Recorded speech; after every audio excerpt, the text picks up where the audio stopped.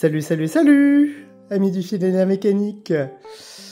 Oui, je prends ma voix niaise pour vous parler de Brother. Bon, beaucoup de personnes savent que je n'ai pas Brother dans mon cœur. Et pour cause, voilà un exemple parfait, en fait, de ce que je reproche à Brother.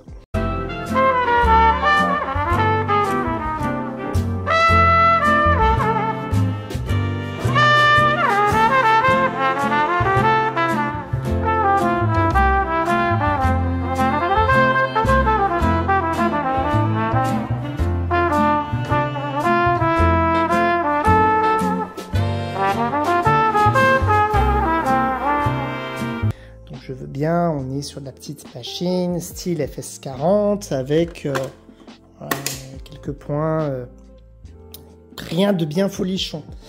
Mais bon, comme le dit si bien la cliente, pour ce que j'en fais. Et c'est là tout le problème. Quand on veut aller dans une boulangerie au patelin d'à côté, si maintenant on achète une voiture de merde, elle va tomber en panne, même si pour ce qu'on en fait, aller juste au village d'à côté, c'est pas grand chose. Ici, le problème, j'ai vu ça par souvent, mais assez régulièrement. Donc, juste pour un petit topo, volontairement, je n'ai que mis 2 vis. J'ai mis une vis ici, et j'ai remis la vis là, pour que la machine tienne. Là, la machine ne s'ouvre pas toute seule. Je ne peux pas... je peux pas l'ouvrir, quoi. Vous allez voir, quand je vais enlever les 2 vis, ça va être une autre mayonnaise. Ici, le problème, il est au niveau de l'aiguille. Au niveau de la tête, plus exactement. Donc déjà, pour vous montrer, on va enlever l'aiguille. Hop, voilà, on va la mettre là. Et on va tourner. Vous voyez que la machine tourne correctement, l'aiguille se baisse bien, le crochet qui est en dessous tourne bien, etc. Je le dis de suite, c'est pas un problème de synchro. La synchronisation serait, et je dis bien serait entre gros guillemets, puisqu'il y a un problème forcément sur cette machine, bonne si la machine n'avait pas cet autre problème. Pour cela, on va s'amuser justement à remettre l'aiguille et à voir où l'aiguille va. Hop. Voilà. Donc là, on va s'amuser, on va se rapprocher de l'aiguille. Voilà. Je vais tourner le volant et regarder où va l'aiguille.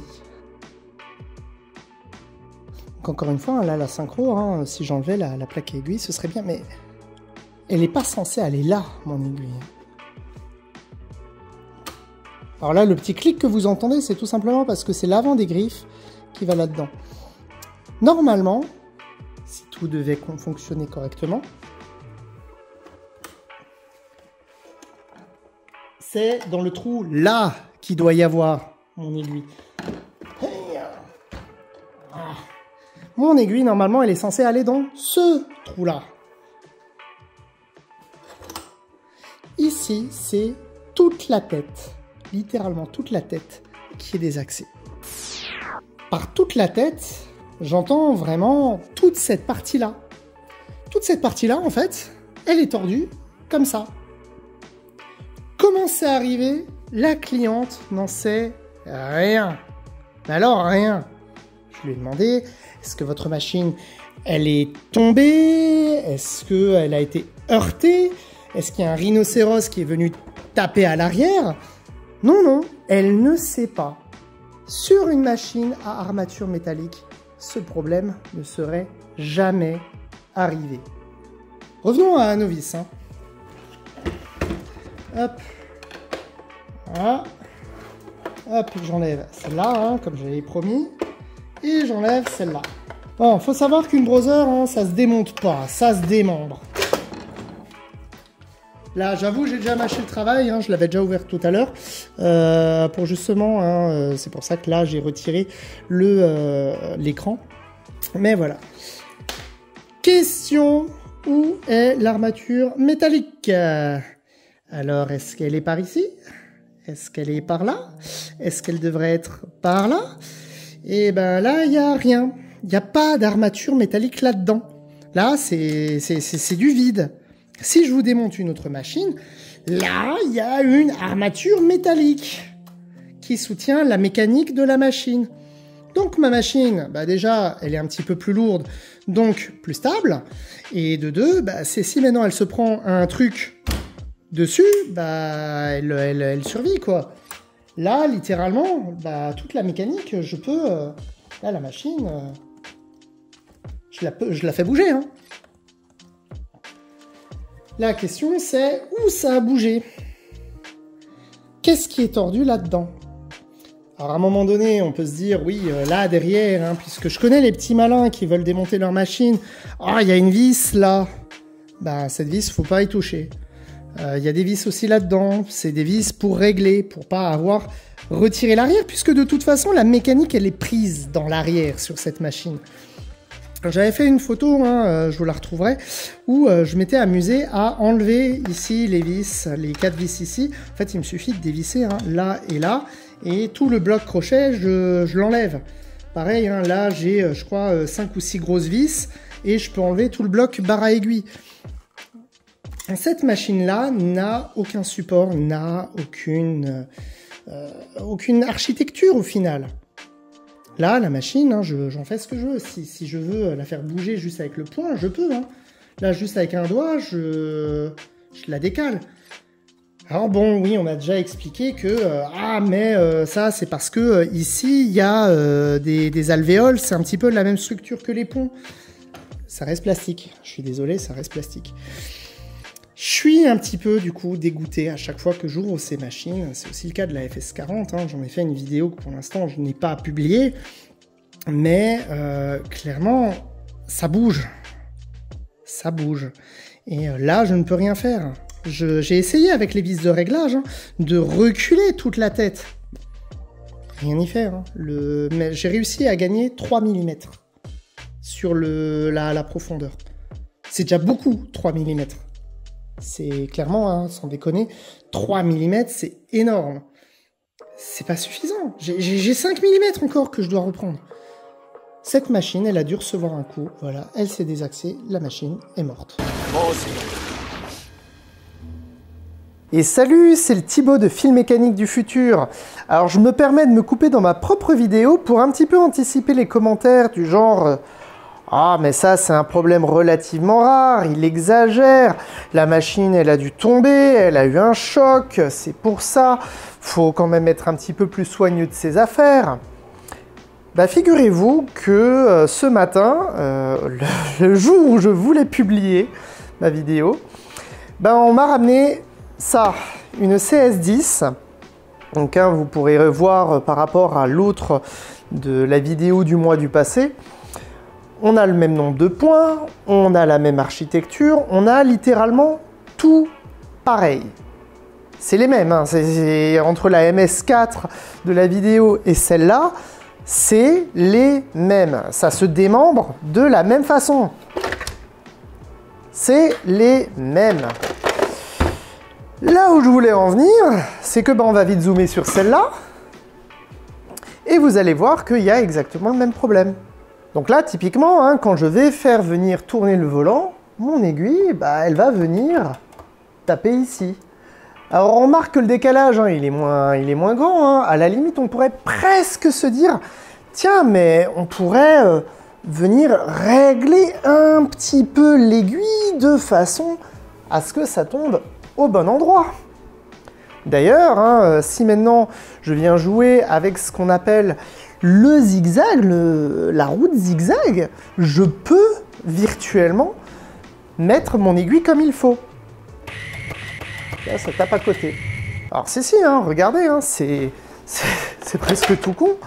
Ah, hein, donc encore une fois, ça n'a pas changé. Là, je pourrais très bien venir très légèrement et hop, là, c'est bon. Hein. Ça ne ferait plus rien. Bah là, le problème, c'est que cette machine, elle a pas eu de choc elle n'a rien eu, pourtant elle s'est quand même décalée. Et la raison, c'est ici. Si je me permets un petit peu de zoomer par là, hop là, et qu'on va un petit peu plus proche, on s'approche, on s'approche, on s'approche, voilà, juste derrière l'axe, là vous voyez qu'il y a des fissures. Là, c'est littéralement tout mon axe qui a bougé. Cette machine, elle est aussi morte que l'autre. Tout le bloc ici a bougé. Donc là, je peux, le petit cric que vous avez entendu, c'est vraiment le plastique de la machine. Le souci, c'est que quand je fais tourner, là, c'est bien réaxé, sauf que ça va revenir, hop, et là, on va entendre un clac, clac, clac.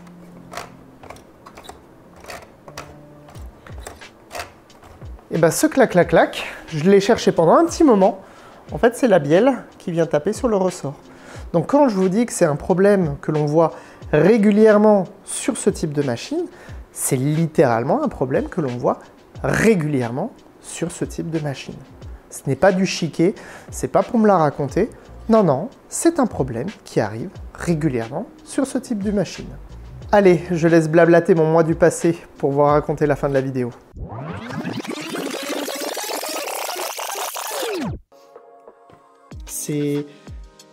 Je comprends pas que des personnes achètent ça en me disant « Oui, mais ça coûte pas cher. » Je veux bien, ça coûte pas cher. Le coût de la vie, il est dur. Moi aussi, hein, je l'ai plein fouet, faut pas croire. Je fais pas partie des 1% les plus riches. Mais là, on achète quelque chose qui est pas cher, mais qui dysfonctionne à la moindre contrariété. C'est dommage, c'est perdre de l'argent bêtement. Donc oui, c'est pas cher, ça marche pas bien, et l'autre argument c'est oui pour ce que j'en fais. Ben, punaise, même si vous faites pas grand chose et que ça se dérègle comme ça à la moindre contrariété, ben ouais, pour ce que vous en faites, ça reste quand même pas top. Faites gaffe quand vous achetez une machine, posez des questions. Posez-vous les bonnes questions, je devrais plutôt dire. Et renseignez-vous, lisez ce qu'on voit sur les réseaux sociaux. Des petites merdouilles comme ça ou de la FS40. Là, pour le coup, on peut dire c'est plastique. C'est vite acheté, vite jeté. Voilà, c'était mon petit coup de gueule. C'est dommage, faites gaffe à ça. Et ça vaut pas le coup d'acheter des machines qui ne sont pas chères ou peu chères pour devoir les changer au bout de 2 ans, 3 ans. C'est normalement une machine à coudre, c'est censé vous tenir 30 ans. Ça, c'est... Je suis désolé, mais comme dirait Jean-Pierre Coffre, c'est de la merde. J'ai pas d'autre mot. C'est de la merde! Désolé pour cette petite vidéo coup de gueule. Il fallait que je vous montre ça. Il fallait que je vous explique enfin pourquoi j'aime pas les petits modèles de browser. Les gros modèles de browser, il y a tellement mieux. Et pareil, allez voir un revendeur. Même si c'est un revendeur browser, encore une fois, il y a des bons modèles chez Browser aussi. Mais allez voir un revendeur qui saura vous conseiller et n'hésitez pas à ouvrir un petit peu plus grand le portefeuille plutôt que d'acheter des trucs comme ça qui ne vont pas tenir aussi longtemps que ça. C'était Thibaut, Fil Mécanique. Je vous dis à bientôt. Ciao!